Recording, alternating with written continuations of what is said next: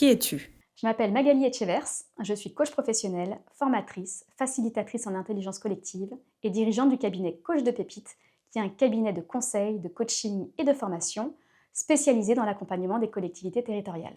Qu'est-ce que le programme Le Chemin des élus? Alors, le chemin des élus, c'est un programme qui est dédié aux futures équipes municipales qui vont être élues aux prochaines élections municipales de mars 2026.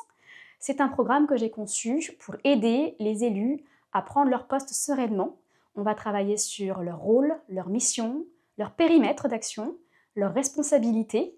On va travailler aussi évidemment pour renforcer leur cohésion d'équipe. Et puis on va les accompagner pour qu'ils puissent mieux cadrer leur mode de fonctionnement et leur mode de relation. Le tout pour aussi bien fonctionner avec l'administration, pour que ce soit fluide avec l'administration. Pourquoi as-tu envie de créer ce programme? J'ai eu envie de créer ce programme parce que de par mon accompagnement en tant que coach, de par aussi ma vie de fonctionnaire, j'ai travaillé pendant plus de 20 ans dans la fonction publique territoriale, j'ai vu qu'il y avait un vrai besoin, le besoin d'accompagner les élus et l'administration, mais les élus en premier, pour qu'ils puissent vraiment bien appréhender leur rôle. Parce que j'ai vu trop de situations où il y a eu des tensions, où il y a eu une perte de sens pour certains, où il y a eu, on va dire, un manque de performance, parce que les rôles et les périmètres n'étaient pas très clairs, parce que les élus n'avaient, malgré toute leur bonne volonté, pas bien saisi où s'arrêtait leur mission et à quoi ils servaient vraiment concrètement. Donc mon but, c'est vraiment de ne pas intervenir en mode pompier. En général, on m'appelle parce qu'il y a des problèmes. Je préfère être là en mode prévention et quoi de mieux que de leur permettre d'agir et d'être à la bonne place juste après les élections pour qu'ils puissent commencer un début de mandat de façon sereine.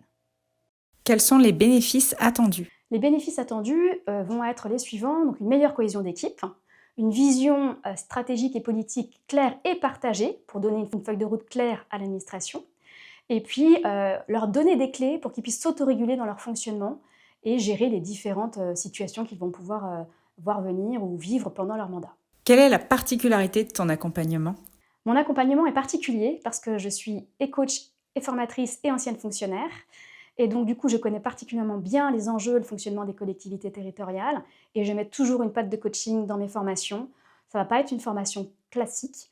On va travailler vraiment en intelligence collective pour que déjà, lors de la formation, ce soit apprenant pour eux sur comment ils fonctionnent, comment ils prennent leurs décisions.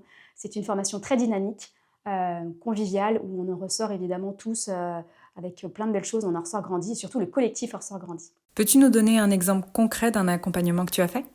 Alors, soit un exemple en formation, soit un exemple en coaching.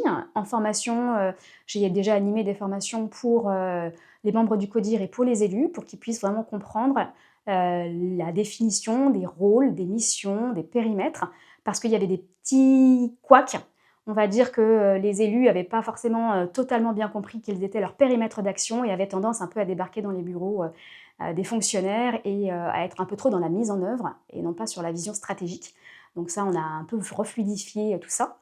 Et en coaching, une équipe d'élus me vient en tête, là où on avait des élus qui commençaient à, on va dire, vouloir démissionner en cours de mandat. Donc le maire, évidemment, n'était pas très satisfait de cela, parce qu'ils ne trouvaient plus leur place. Le maire était très, très investi et du coup, les élus ne se sentaient pas utiles et ils avaient une petite frustration. Donc on a travaillé sur la clarification aussi des rôles et comment on peut aussi soutenir le maire, comment est-ce que chacun peut avoir sa propre délégation tout en travaillant en juste partenariat tous ensemble.